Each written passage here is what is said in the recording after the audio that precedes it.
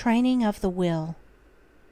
Without strength of mind, nothing worthy of accomplishment can be done, and the cultivation of that steadfastness and stability of character, which is commonly called willpower, is one of the foremost duties of man, for its possession is essentially necessary both to his temporal and eternal well-being.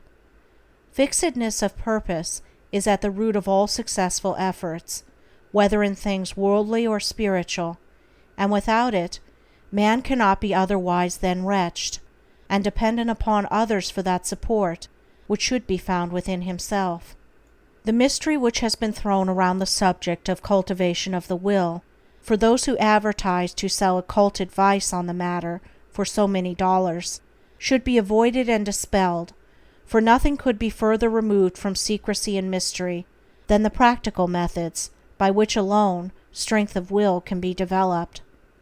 The true path of will cultivation is only to be found in the common everyday life of the individual, and so obvious and simple is it that the majority, looking for something complicated and mysterious, pass it by unnoticed.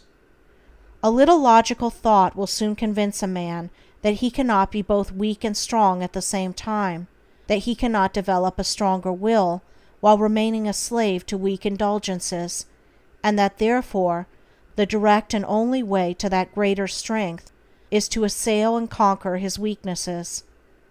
All the means for that cultivation of the will are already at hand in the mind and life of the individual. They reside in the weak side of his character, by attacking and vanquishing which the necessary strength of will be developed. He who has succeeded in grasping this simple, preliminary truth will perceive that the whole science of will cultivation is embodied in the following 7 rules. 1. Break off bad habits. 2. Form good habits. 3. Give scrupulous attention to the duty of the present moment. 4. Do vigorously and at once whatever has to be done. 5. Live by rule. 6. Control the tongue. 7. Control the mind. Anyone who earnestly meditates upon and diligently practices the above rules will not fail to develop that purity of purpose and power of will which will enable him to successfully cope with every difficulty and pass triumphantly through every emergency. It will be seen that the first step is the breaking away from bad habits. This is no easy task. It demands the putting forth of great efforts, or a succession of efforts, and it is by such efforts that the will can alone be invigorated and fortified. If one refuses to take the first step, he cannot increase in willpower, for by submitting to a bad habit, because of the immediate pleasure which it affords, one forfeits the right to rule over himself, and is so far a weak slave. He who thus avoids self-discipline, and looks about for some occult secrets for gaining willpower at the expenditure of little or no effort on his part, is deluding himself, and is weakening the willpower which he already possesses. The increased strength of will which is gained by success in overcoming bad habits enables one to initiate good habits, for while the conquering of a bad habit requires merely strength of purpose, the forming of a new one necessitates the intelligent direction of purpose.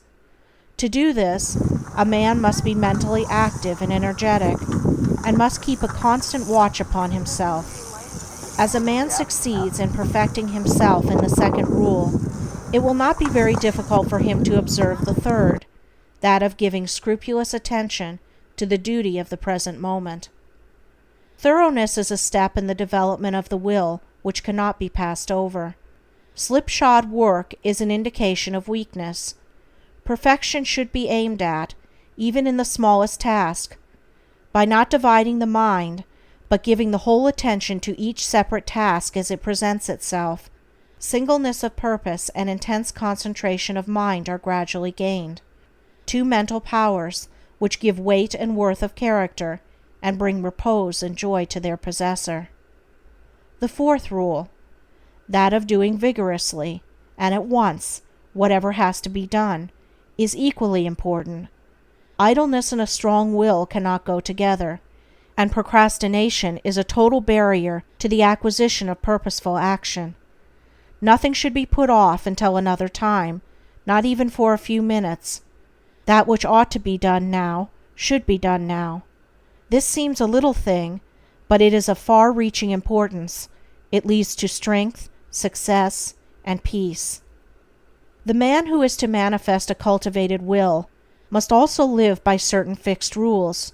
He must not blindly gratify his passions and impulses, but must school them to obedience. He should live according to principle, and not according to passion. He should decide what he will eat and drink and wear, and what he will not eat and drink and wear, how many meals per day he will have, and at what times he will have them, at what time he will go to bed, and at what time he will get up.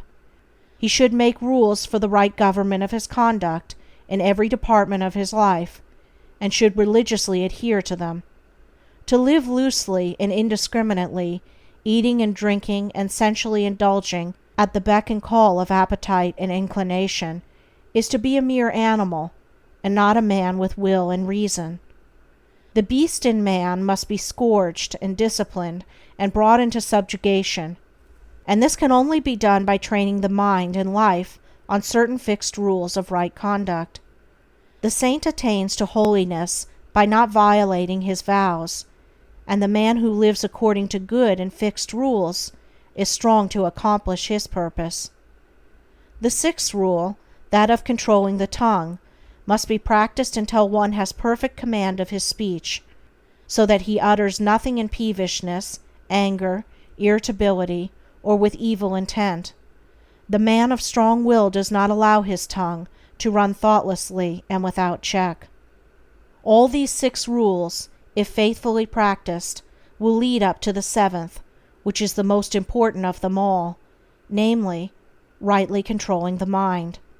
Self-control is the most essential thing in life, yet least understood, but he who patiently practices the rules herein laid down, bringing them into requisition in all his ways and undertakings, will learn, by his own experience and efforts, how to control and train his mind, and to earn thereby the supreme crown of manhood, the crown of a perfectly poised will.